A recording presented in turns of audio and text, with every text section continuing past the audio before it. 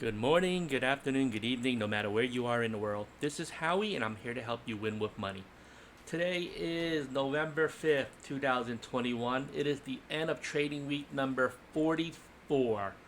Just to let you know, market started super strong. It was weak for about, I don't know, 20 minutes or so, and it Nasdaq did dip into the negative, and then it's recovered okay. It's not as strong as the morning. Today, I want to go over a particular trade that is rolling a cover call that's in the money. And some people always ask why. Before we go and do the trade, if you're on Facebook, you can join me on Investing 102. It's a Facebook group. You can like me here. Generally, I post my trades up in real time. There's no editing and video massaging of anything. I basically post a screenshot of things that I see or things that I do. So here's all the trades that I did yesterday for the 4th, and you'll see it. Anyway, join me there, Investing 102. So today I want to talk about a trade that I have. This is a cover call on CF January. It's a January 2022 at $45. So this is in the money already. You can see it. I must have rolled it and it was 12. It's now worth more because CF continues to run up. So what should I do here? So let's go over some of the things that you could do. And before I do so, I wanted to look at the 1-year chart. You can look at a shorter chart if you want, like a 6-month chart. You see this? There's a big run up from about 45 all the way up to 60. That's recent. If you look at the 1 month, you'll see this would look like one month. So you can see that this started right around right around August. So you see in the last 2 to 3-4 months, you see this big run up. If you make it a little bit longer, this is year to date. And if you do a 1-year chart, you can see this. So CF has run up. The PE ratio looks fairly expensive for this really boring company. And earnings and revenues look relatively flat. Doesn't look like it's growing too much. So there are different ways to play this. I'm going to show you what you can do. So the first thing you can do is do nothing and just let the shares get called away sometime between now and then. It's in the money, so it's possible that it will get called away next month or next week or a week before expiration. The next thing you can do is you can roll this. So let me show you what that will look like. So my cost basis is 39. Actually, my cost base is much lower. You see that? I got in at $28. There were these dividends that I collected, and that's why I showed. So because I got in at 28, there's different ways to play this. I got in even cheaper than here. You see that? Look, never did it touch 28. So what's saying is I got in down here. It moved up relatively quick, way past my cover call. So there's a couple ways you can think about this. If you roll this, you can think about rolling this out in the future, and we'll pick a date. Let's say 6 months in the future for the same price. You'll collect the cash. So because you know how much money you're getting up front, you can calculate the rate of return. We'll use spreadsheet, and I just put a few fields here. This is the initial cash that I used. I bought 100 shares. This is the value today. Now it's not value at 6,000 because the option, the cover call, has limited my upside.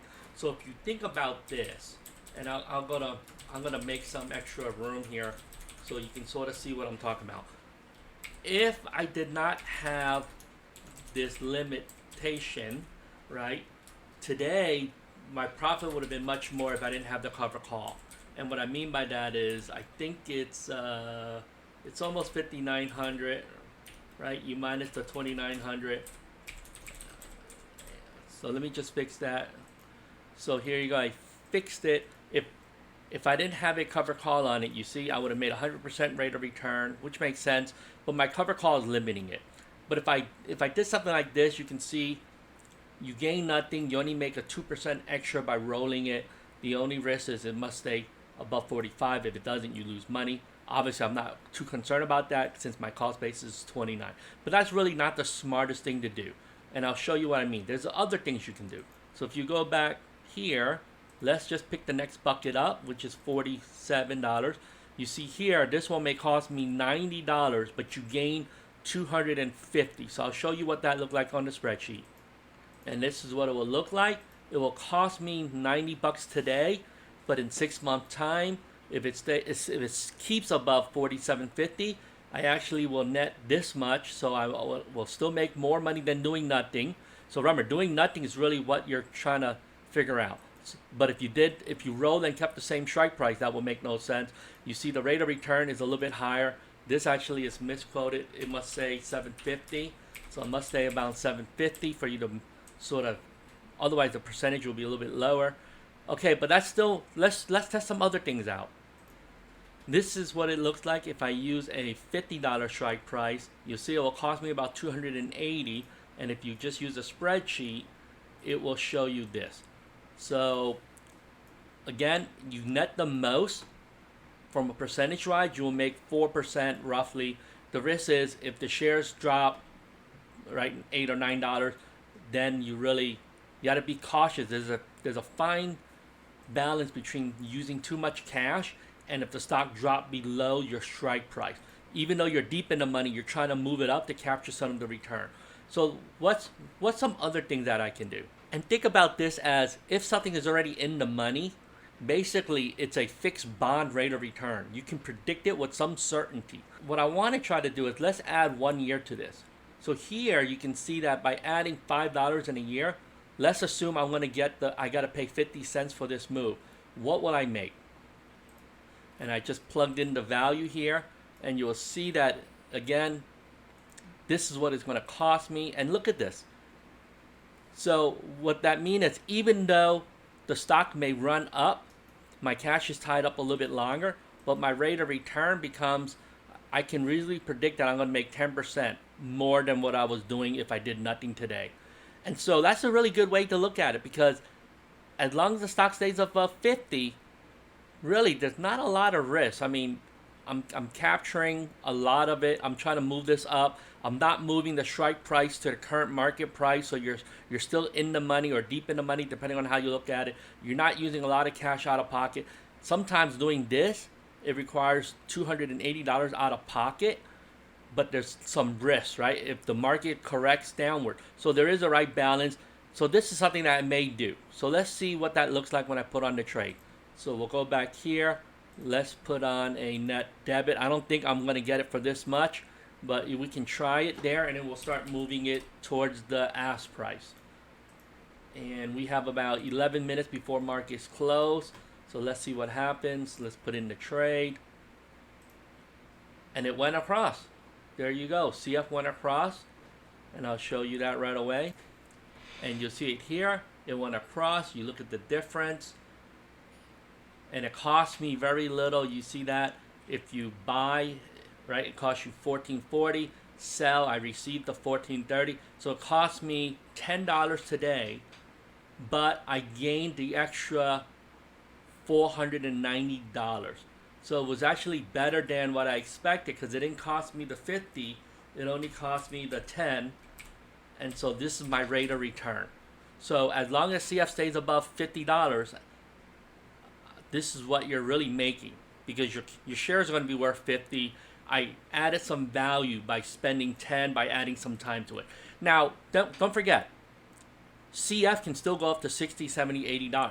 But with the cover call, I already lost some of the profit.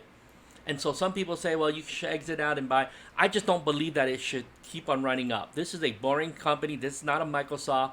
I don't think the shares will keep on running up. So what I'm trying to do is, right, you're trying to find this right balance between what am I happy with? And am I happy with the 55% rate of return? Well, I am, because I already locked that in.